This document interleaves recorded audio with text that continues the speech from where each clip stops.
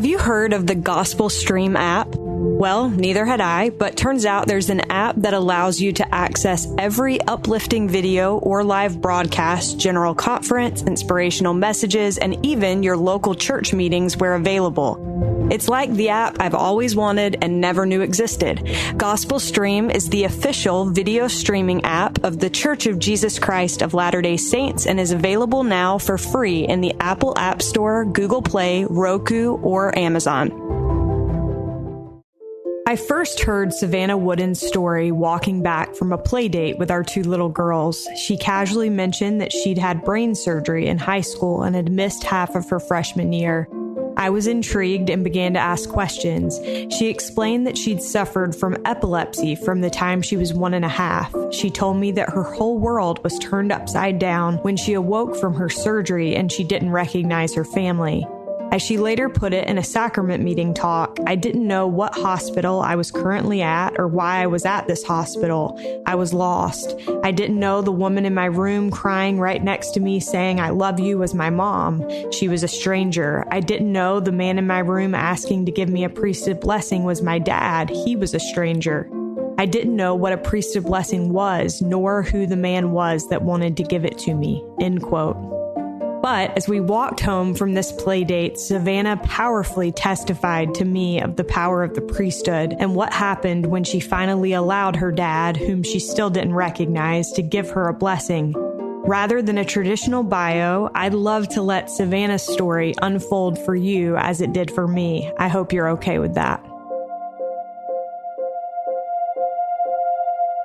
This is All In, an LDS Living podcast where we ask the question, what does it really mean to be all in the gospel of Jesus Christ? I'm Morgan Pearson, and I am so honored to have my friend Savannah Wooden on the line with me today. Savannah, welcome. Oh, thank you. Thank you for having me, Morgan. I'm excited and, of course, nervous, but grateful for this opportunity I have.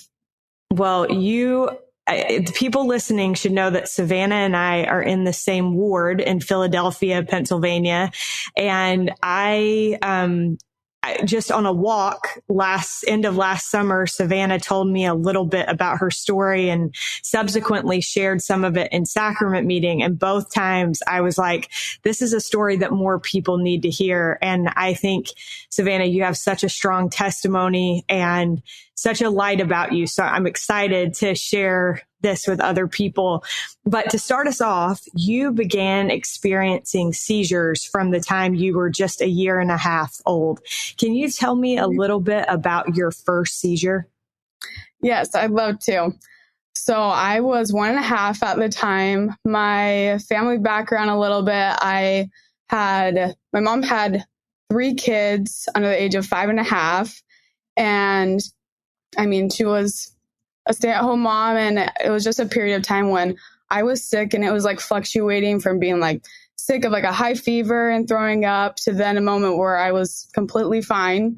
And so my mom was just so uncertain what to do. And so my dad actually, I think it was like 4 or 5 days later, my dad went to the grocery store to go to get some Sprite because we think that would help my stomach.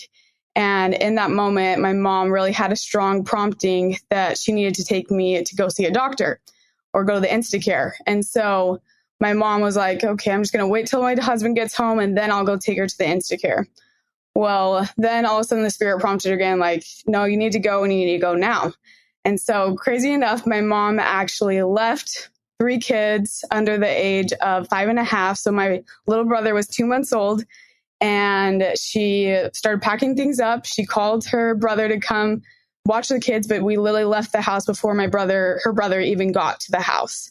And so she really was stressed out with the idea of like why we needed to go and the thought of leaving the kids. But she followed the prompting. We actually hopped into my dad's truck. And so we didn't have any car seats. So she just put me in the side of her in the passenger seat. And we started rushing to the Instacare. And while we were heading to the Instacare, she was passing the ER, and then the Spirit prompted her again, like, you actually need to go to the ER, like, you need to go right now. And so she's like, why? I don't know.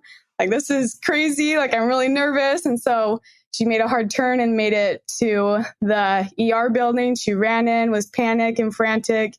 People could see that I did have like a high fever. And with me being so young, they hurried and rushed me into see the doctor. And within, it was like a minute or two, I had my first ever grand mal seizure. And my mom was so very grateful that we were there at the hospital rather than being like at home or in the car or with other kids or anything. She was just so grateful that we were there at the ER.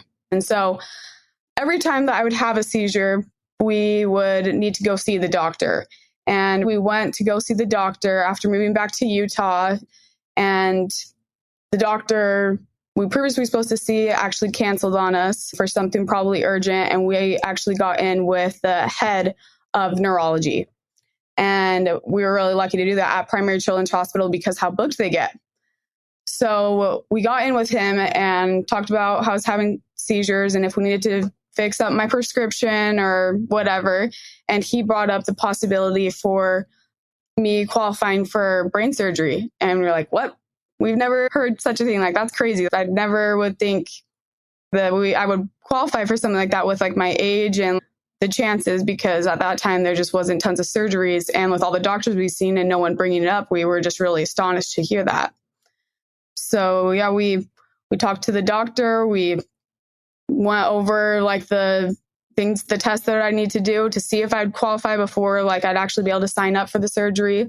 And so we did it. We did some MRI tests, EEGs, water tests. I don't know, just tons of different testing to prepare for the potential surgery.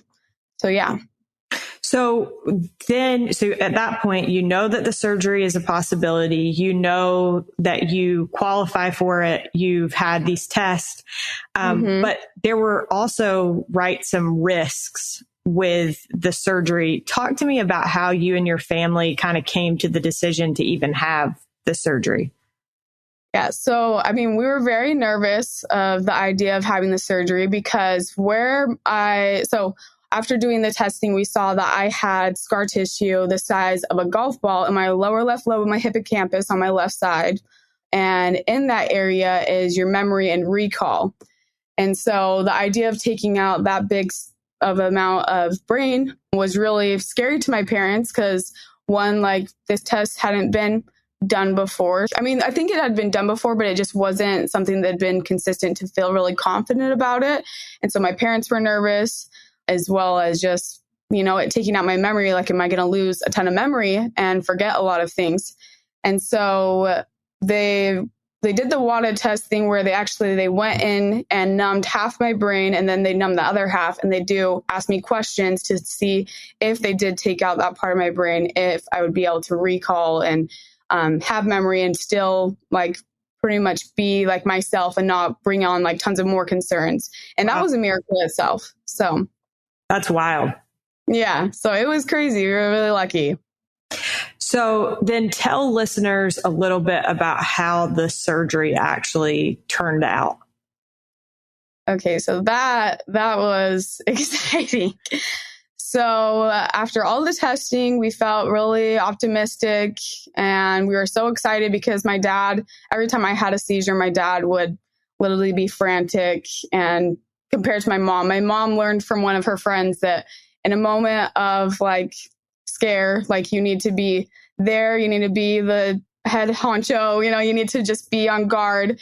And once they're in a safe area and a safe spot, then that's when you can freak out. And so that's what my mom would do. Whereas my dad, he would just freak out because he was thinking more of like the potential like side effects if we could never cure the seizures. When we were talking about, once again, the surgery, my dad was still thinking about the side effects that could potentially happen. And funny enough, my mom actually, the thing that scared her the most was, well, not the most, but the thing she first asked the doctor was, how much hair am I going to have to shave off?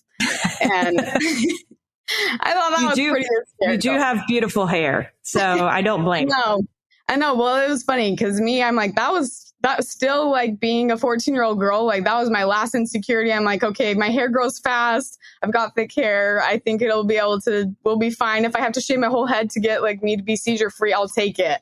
And so they said that they'd have to shave like the scar would look like a question mark, and they'd shave like 2 inches tall and like 8 inches long on my left side. And we were like, okay, we'll take it. Sounds great. And so we went into the surgery thinking that after all the tests that it was going to be great.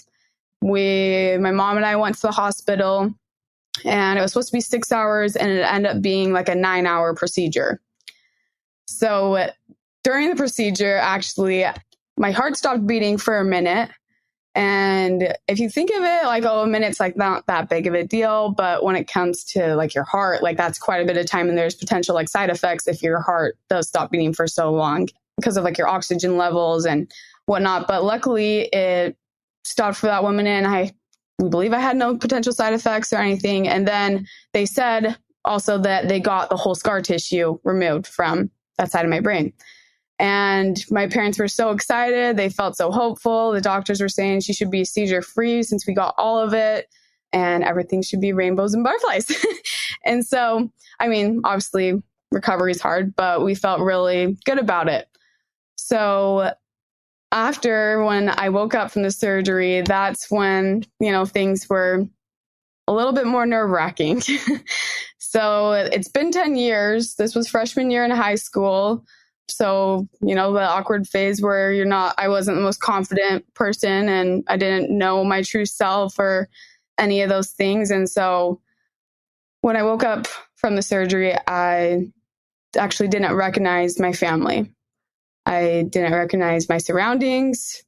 I didn't know where I was, what happened, who this lady was that was crying and saying, "I love you." Or my dad saying he wanted to give me this thing called a priesthood blessing.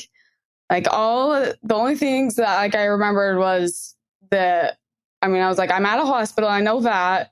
And I guess these are my parents. I think I think I should trust these doctors and everything. And I actually only recognized the word God. So that was that when I first woke up. So from there, obviously, like that would be scary for you, scary for your family, but your family began again to kind of see God's hand in your recovery, and you saw miracles. Can you share a little bit about kind of what happened after the surgery? Yes. So after the surgery, I was really tired and exhausted. It was draining. And so I really slept a ton of it. I don't even remember exactly like how long I was at the hospital, but it was a good amount of time. And it took me a second to let my so-called dad give me a priesthood blessing. But soon enough, I finally did let him give me a priesthood blessing. And that's when a really cool spiritual experience happened. Put his hands on my head, and right away at first I was like all stressed out and anxious.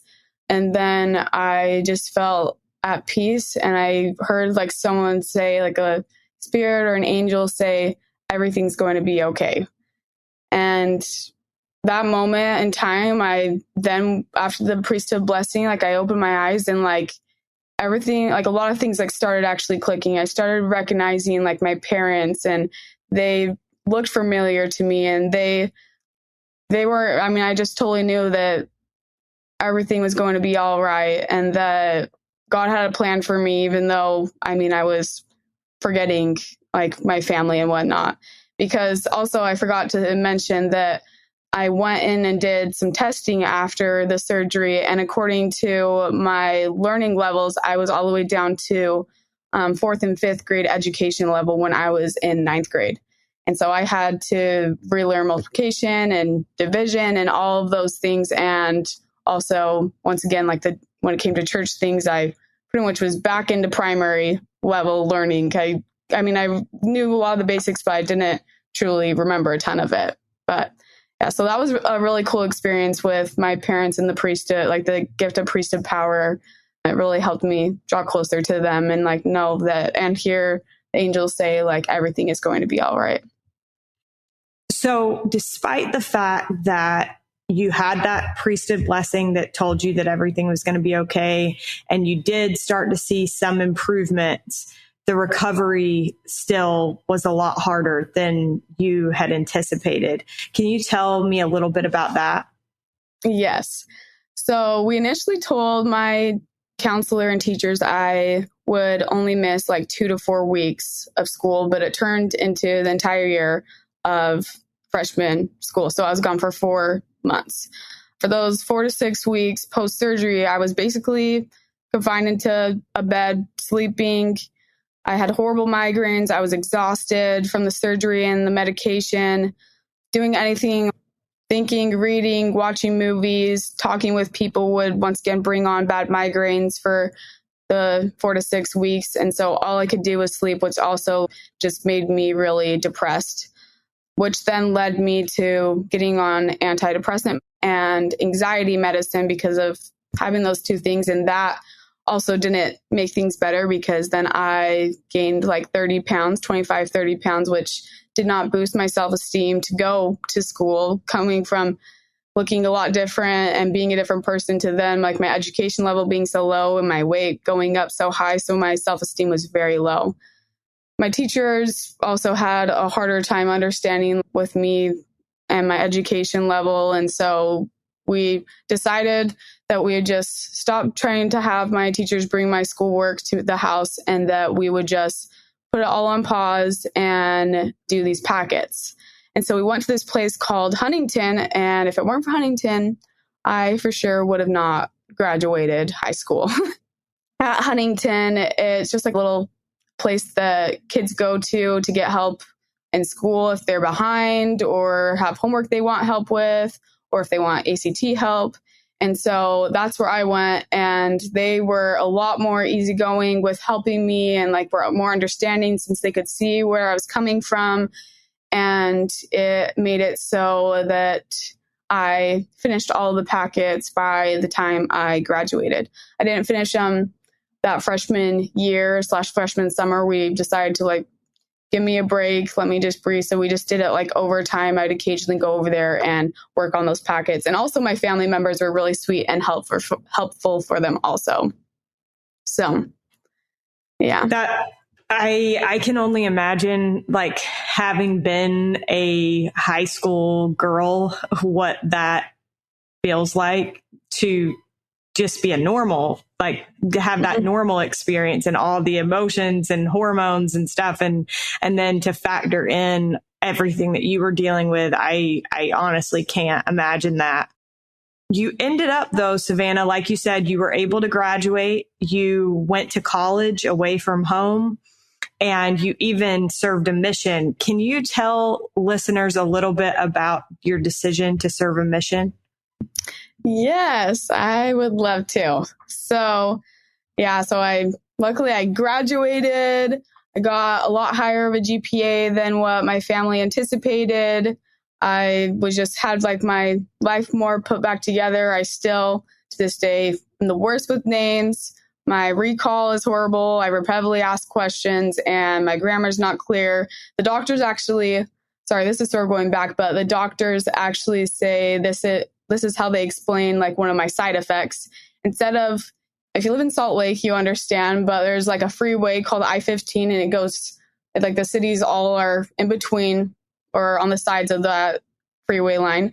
And as I'm driving from Draper to Salt Lake City, instead of going on I-15 on the freeway to just go straight there and it leads right to the hospital, I sort of weave around and go through Draper and Riverton and Harriman. And, I just like weave around everywhere. But sooner or later I get to the destination. It's just obviously like, why didn't you just go on I-15? So that's pretty much how my grammar is. So it's like, okay, I get what she's saying, but this is what she's meaning. So that's a lot of reason why you may be like a little bit confused when I'm speaking. But so that's like one of the side effects that I hate to this day. I mean, I'm still very grateful for that being it, but it drives me nuts as well as like, I have a word that I want to say, but I can't think of it. And it just takes a long time.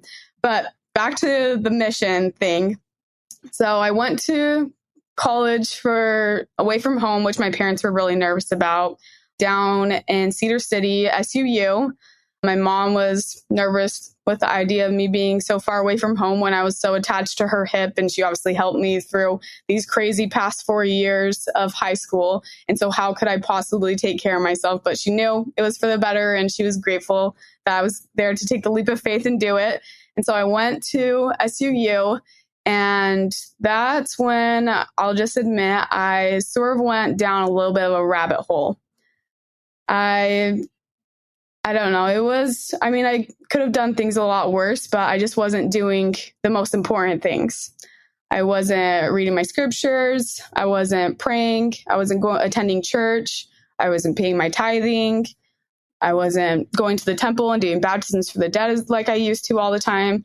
I just was not doing any of the important things. And I mean, I wasn't like I was off drinking and smoking and, doing bad things with guys, but I just wasn't doing like the important things. And I'd come and visit my family back in Salt Lake every now and then, and they could tell a difference in me. My mom was like, seem like a little off right now. Like, have you been going to church? I'm like, yes, of course. Of course I'm going to church. Why would I not be going to church? And she's like, you're not your same happy, bubbly Savannah anymore. And I'm like, interesting. And so it came to the point that, I was asking my friends, I was like, am I really like that different? And they're like, only if you know you, like you can tell, but yeah, you can tell there's a difference in you. And I also just wasn't like real happy. I was like in moments of the week I would be happy, but overall majority of it, I was just not happy. And that's when I was like, oh my gosh, this is why I'm not happy, because I'm not doing those things. And so I, did a little change, and I decided to start going to Institute, actually mission prep. I didn't really know much about Institute. And so I just signed up for the first class that popped up. So I started going to Institute with one of my friends, and I was, going to church, praying, doing all those important things. So as I would go to Institute, every time I was there, I was like, I want to go on a mission. Like, this is amazing. This is so cool. And then I'd step foot out of it, and I'm like, I'm never going on a mission. That's so scary. Like, that's so horrible. Like, that's way too much for me to take. And so why would I personally go on a mission? Like, I can't do it. I can barely even be away from family being 3.5 hours. So how could I do it? But like I said, so then I started going to the temple, the Cedar City Temple, every time after Institute and reading the Book of Mormon, because of freshman year of high school, that was the time that seminary did the Book of Mormon. And so I sort of lost the opportunity to read the Book of Mormon with seminary. So I really just winged it and graduated. Like, I really didn't get the cool Book of Mormon experience, and I really didn't read my Book of Mormon well and often and pray to know if it was true past then. And so after I finished reading the Book of Mormon at the temple, I prayed to know if the Book of Mormon was true. And in that moment, the Holy Ghost said, go on a mission. And I was like, what? Are you crazy? Like, that's not for me. And like, I'm not going on a mission. I said, I prayed to know if the Book of Mormon is true. And so it said, the Book of Mormon is true, but you also need to go on a mission. And I was like, okay, so I guess I'm going on a mission. And so I decided to start signing up for mission without my family knowing, because I didn't want them to be asking me questions and wigging out, because I know they would be like, what the heck? Because prior to, like, my parents were obviously for me to go on a mission, but I was always like, so I'm like, I am not going on a mission. I am way too scared to do that. Like, I don't know enough, and I just can't do that. And so I signed up for the mission, and it wasn't until I asked my mom for her insurance card to put in my mission papers that she finally caught on that I was signing up for my mission. And my mom asked me, she's like, why do you need the insurance card? Are you sick? Are you okay? And I'm like, yes, I'm completely fine. And she's like, then why do you need it? I'm like, I'm actually signing up for a mission. And she's like, no, really, why do you need it? And I was like, because I'm just going on a mission. And she was really astonished. Like I said, I went to the bishop and stake president and got it all started. And over Thanksgiving break, I got my wisdom teeth out. I do not recommend that, because I couldn't have Thanksgiving dinner like I wish I could have. But it was great. I decided to do the mission when actually prior to, I was supposed to do this cool thing called ILP. I was going to go to Thailand and do this cool, almost like a study abroad type thing, but also, so you go teach English, but also get to go tour around. So that's what I was going to plan on doing. But then I decided to go on a mission. So I got my mission papers, got called, and I went out to serve, and I came back a completely different person. Like, I don't know what I would do if I didn't have the experience that I had on a mission. Okay, so on your mission, you had a kind of unique goal about memorization, which for those that have listened up to this point, it's kind of clear why memorization would be important to you and something that you would want to do. But can you tell listeners a little bit about that goal and why it was so important to you to set that? Yes.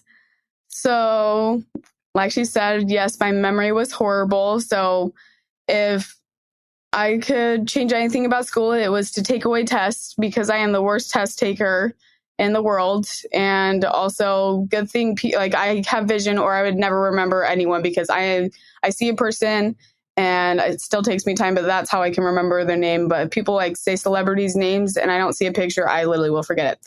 So I made it a goal on the mission to memorize a scripture. I was trying to set it as a goal once a week with a companion that I was training. Actually, she's the one that got me started on it. So it wasn't me initially, but it was her. So I became a trainer. I was anxious, but luckily I was blessed with the cutest missionary ever. She was already like such a spiritual giant, and I was the person that I needed. And so we were hand in hand with each other. She was more, say, the logical, knows the spiritual knowledge things, and I was a person that could bond and connect with people and know how to tie things in and give examples. Anyways, so we started memorizing scriptures every week. And then we even came to the point of memorizing the living Christ and like other quotes and inspirational messages that really helped me gain a strong testimony of the gospel. And honestly, I don't know if I would have lasted real long on the mission, or if I would have enjoyed the mission if I didn't do that, because in times of like discouragement or doubt while we were out walking, like what I'd do right away was cite one of the scriptures in my head, and like I knew everything was going to work out, and like, counsel with the Lord in all thy doings, and he will direct thee for thy good.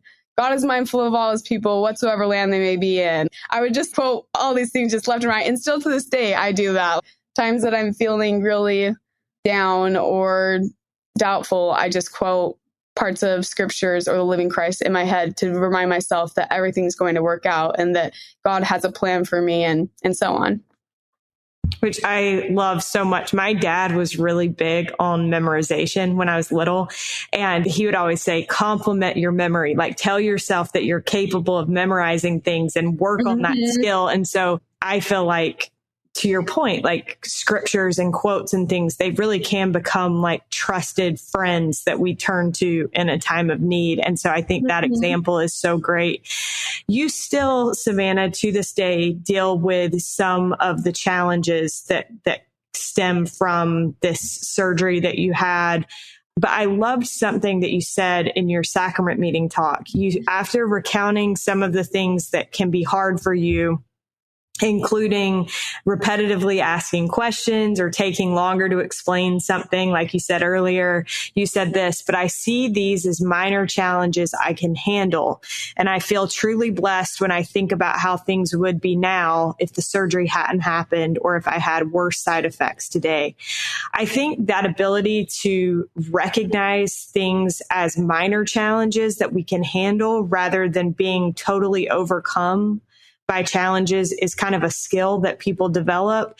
How would you say that you've learned to put the things that you face now in perspective? So yes, I still do that. I still, like I said before, need to repeat questions and it's hard for me to explain things, but over time I really have learned to do my best by trying to put my ongoing challenges into perspective, by shifting my focus more towards gratitude and the bigger picture, and less on the negative things and more on the positive. So I've come to understand that challenges are a natural part of life, and that everything happens for a reason, no matter what it may be. God has his timing. It's not us, it's him. It's hard for us to understand why for all the hardships we face, but I just know in the end, I will understand it all. I'll be asking him lots of questions, and I know he'll have the answers because, you know, he's perfect. But I just know Lord's timing, it's not my timing. And something that someone told me is that you're in the waiting room. You're in the Lord's waiting room. And so sometimes it's longer, sometimes they're on time, sometimes it's off time, but you're in the Lord's waiting room. So while like some challenges continue, I've learned to see them as minor hurdles in the ground scheme of things. And it's all about gratitude and not comparison. I don't know, by focusing more on positive and less on negative. One thing actually that my mom taught me is parallel, and she used it with actually seizures. So the parallel is, I'm just going to read it. The harm of having a seizure is like the harm of thinking and speaking negatively. Every time you have a seizure, the scar tissue in your brain grows bigger and bigger, feeding it to lead to more seizures and harm in your brain. Just like negative thinking, every time you say something negative, you become more and more negative, feeding it to lead to more negative thoughts and harm to yourself. You can't control your seizures, but you can control your negative thinking. Stop thinking negatively and start thinking positively. So I really like that because it's true. Every time I'd have a seizure, my scar tissue would get bigger and bigger, and like it causes more harm to yourself and other side effects. And same goes with negativity. In life, nothing's perfect. God has humor and things work crazy. I mean, I'll just be honest. I wasn't planning to get married as young as I got married. And so I was like, why are you getting me married so fast? I thought I was going to graduate college and then get married. But wow, I wouldn't take a second back. I love my husband so much. I'm so grateful to have him. And also I'm grateful that I couldn't be married. I don't know. I wouldn't have met him because we actually met on our mission. And we have our sweet baby that I don't know if I would feel okay and feel healthy enough to have a baby with like my medical issues, like possibly dropping her and having a seizure. So I don't know. Everything is minor, and that's what I have to repetitively like remind myself. That's so good.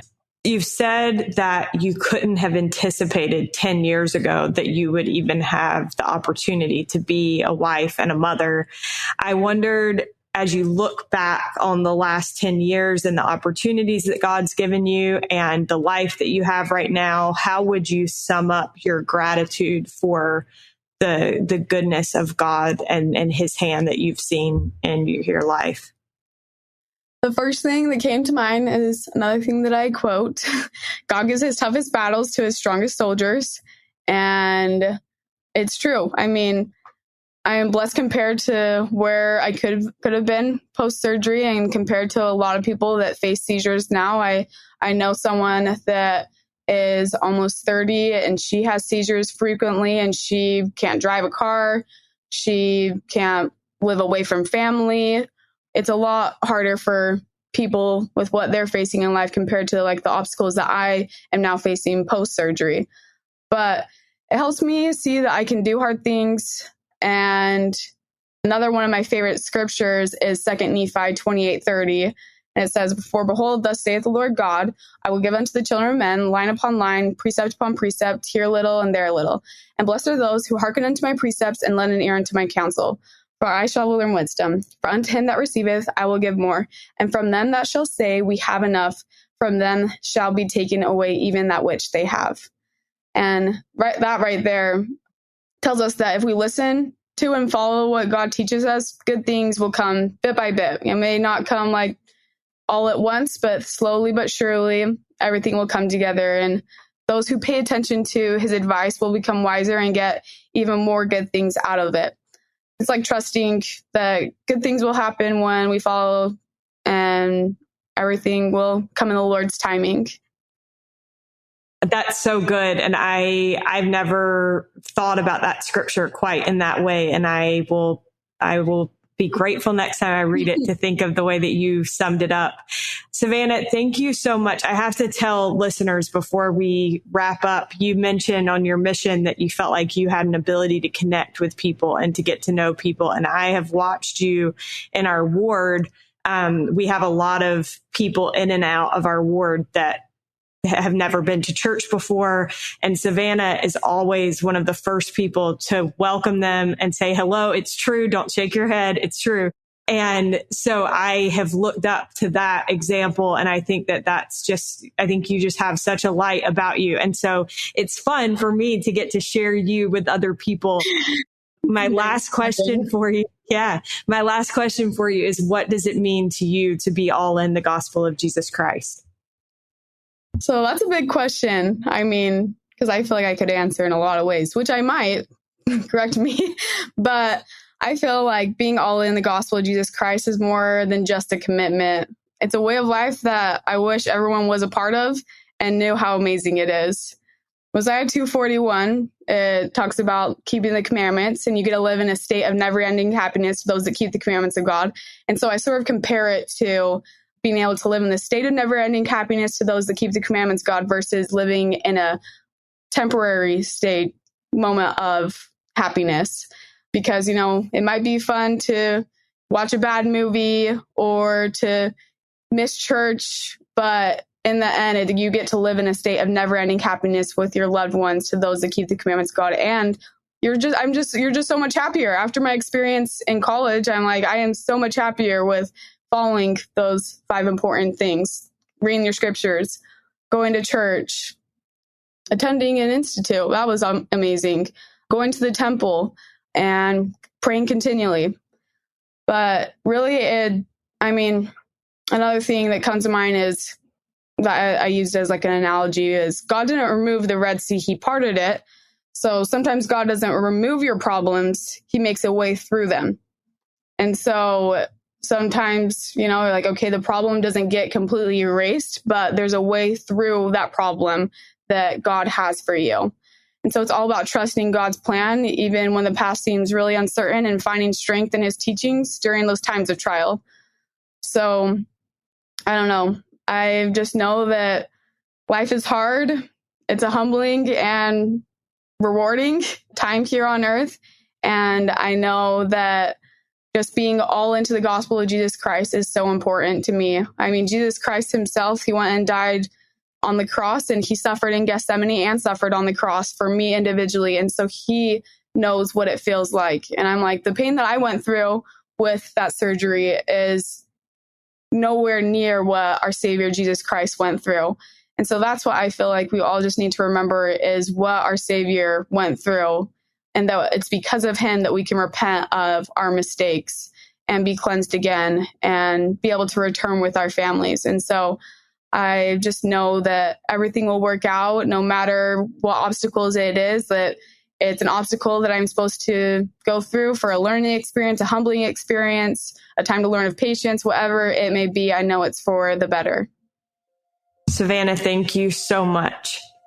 No problem. I'm so grateful for this opportunity with you, Morgan. We are so grateful to Savannah Wooden for sharing her story on today's episode. Big thanks, as always, to Derek Campbell for his help with this and every episode of this show. And thank you for listening. We'll be with you again next week.